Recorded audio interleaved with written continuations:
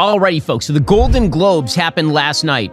I don't know why anyone watched it or what happened, but my crew is about to tell me what happened, and I'm going to react to all of that. So I, like you, am in the dark about the Golden Globes. By the end of this video, both of us shall be more informed. This video is sponsored by Balance of Nature.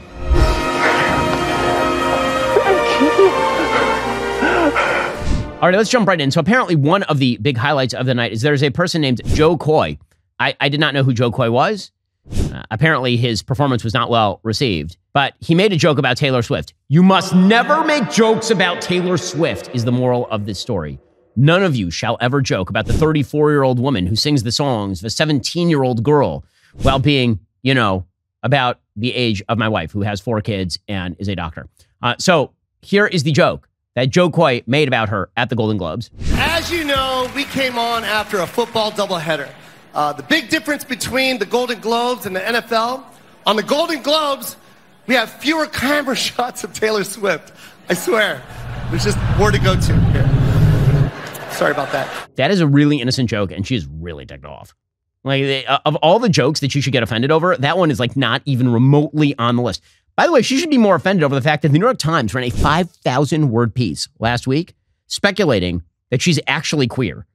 Like, based on no evidence.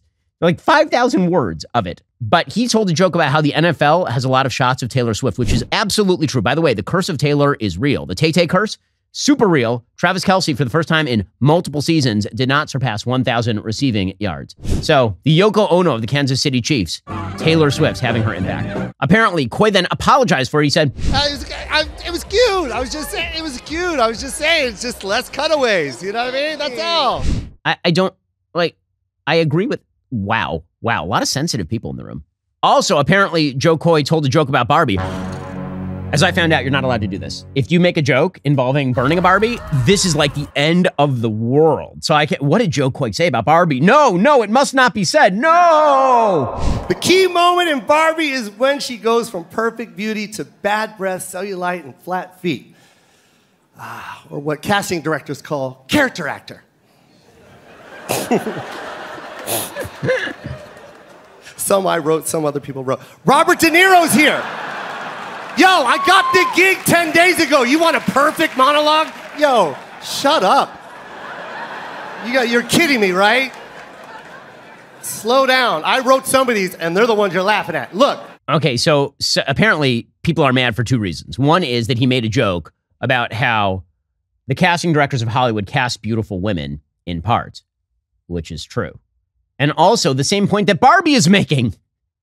The same point that Barbie is making there is that everyone idolizes Barbie when she looks like Barbie, but when she gets cellulitis and flat feet. By the way, the problem in the movie is that she still looks like Margot Robbie. Like Margot Robbie with flat feet and a little cellulitis is still Margot Robbie. She doesn't start looking like Kathy Bates when her feet go flat and she gets a little cellulitis. She still looks like Margot Robbie. So they're mad about that, apparently. And they're also mad that he said that he blamed his writers. Okay, I agree that that's an ass thing to do. You shouldn't blame your writers. If you don't like what your writers are writing for you, then write it yourself. I agree with that part of it. But the joke about casting directors casting beautiful women, I'm sorry to break it to Hollywood, but Hollywood is an entire industry rooted in the perception of aesthetic beauty. The entire industry. If Hollywood were all about casting fat, ugly people, no one would ever go to a movie. Because you know what people like looking at? Not that as much as looking at beautiful people. Like, why is this even remotely controversial? Okay. Apparently, Jennifer Lawrence made a joke, so that's exciting. For Jennifer Lawrence, for No Hard Feelings, she apparently mouthed at the camera, if I don't win, I'm leaving. Which, okay, that's funny. That's charming. I like that. That's good. Good for Jennifer Lawrence. Folks, we'll get to more of the Golden Globes in just 1 second. First, Balance of Nature fruits and veggies. They're a great way to make sure you're getting essential nutritional ingredients every single day.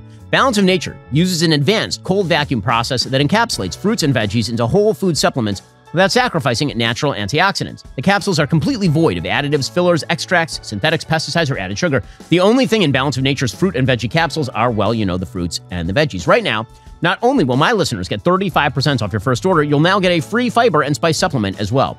Balance of Nature's Fiber and Spice Supplement, it's a revolutionary fiber drink with a unique blend of 12 spices and whole foods. Producer Zach makes it a point to bring Balance of Nature fruit and veggie capsules on the road.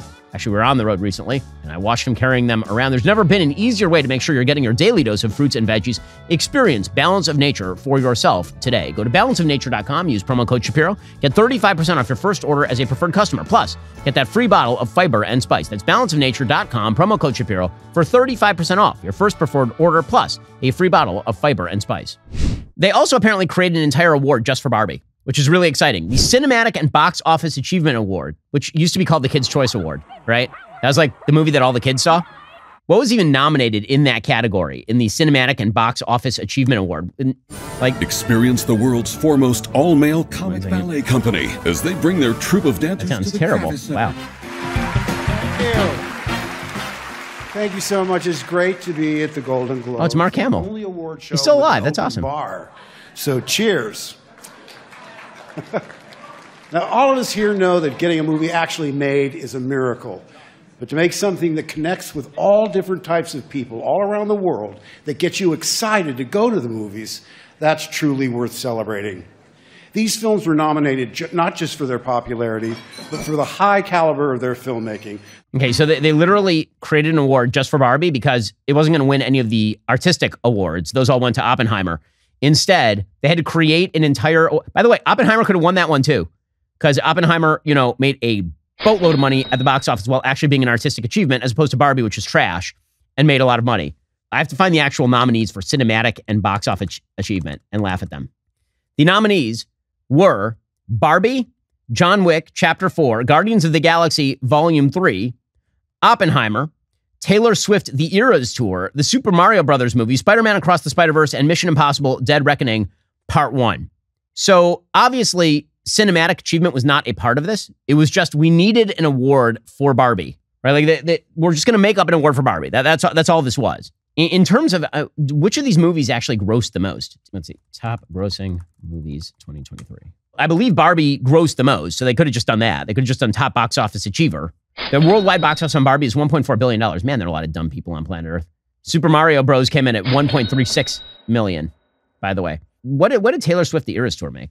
Yeah, $250 million worldwide. Okay, that's only the theaters. That doesn't include the streaming, so that's wild. Okay, fine. Apparently, Barbie was like the theme of the night, even though it didn't win anything. So Kevin Costner came up and did a speech next to America Ferrera, who gives the most obnoxious speech in all of Barbie, which is saying a lot, because that movie is, as I say, trash, or as I created, hot trash. Here's Kevin Costner doing that speech. Kevin, first, can I just say I'm such a fan of yours? Like, The Bodyguard, when you say, goodbye, Rachel, and then she leaves, and then you run to each other, and then chills. Oh. You have a scene that I really love. I think a lot of people really love that scene. Really? Which scene is that? The Barbie movie. Where it's literally impossible to be a woman. That you're so beautiful, you're so smart, and it kills me that you don't think you're good enough. That was pretty good. Did you, Kevin Costner, memorize my monologue about womanhood from Barbie? No. You just had one of those moments, so. And all the actors nominated tonight know so well the power of writing that they've been gifted with, and that they have the chance. This goes on a long time. So. Wow. So you're not going to do the rest of my monologue right now on national television? Well, maybe later. Let's introduce the nominees. Okay, fair enough. Here are the nominees Wow. for female actor. It started off a little funny and awkward, and then it just got awkward. The best part is when he says no. I like when he said no. That was funny. The big stories in there, Oppenheimer walked away with a bunch of the awards, which it should have. It's the best movie of the year. Barbie underperformed a little bit. Anatomy of a Fall, which is a foreign film, apparently did really well. We have to have our obligatory foreign film that nobody sees and then has a surprise Oscars moment. That's likely what's going to happen here. Killers of the Flower Moon, Martin Scorsese's latest flick, that was nominated for a bunch of awards, but only won one, which is about appropriate. It's too long and everybody is way too old. I just watched it. I got to say, Killers of the Flower Moon, Leonardo DiCaprio's character, I believe in real life, is supposed to be in his 20s. And Leonardo DiCaprio is now about the age of my father, which is amazing. I mean, how old is Leonardo DiCaprio now? Leonardo DiCaprio is 49 years old. Wow. In this movie, Ernest Burkhart is supposed to be, 20 26. So yeah, he's playing a dude like half his age, which makes sense because he's dating women half his age. So Leonardo DiCaprio attended the premiere, and by the end, his date was too old for him. So, meanwhile, The Bear apparently did really well, which it should. Terrific series. Ted Lasso did poorly, which it should. Turned into crap. Poor Things had a bit of a moment, I guess. Won multiple awards. Haven't seen that one, but my understanding is that it's basically just more kind of feminist tripe about how women are oppressed and suppressed and all of the rest of all this. So, sounds really, really exciting. I'm so glad that we spent not 3 hours with those people. That took me like, 15, 20 minutes. It'll take you even less time. So, hope you enjoyed that review of the Golden Globes, because even those 20 minutes were painful for me.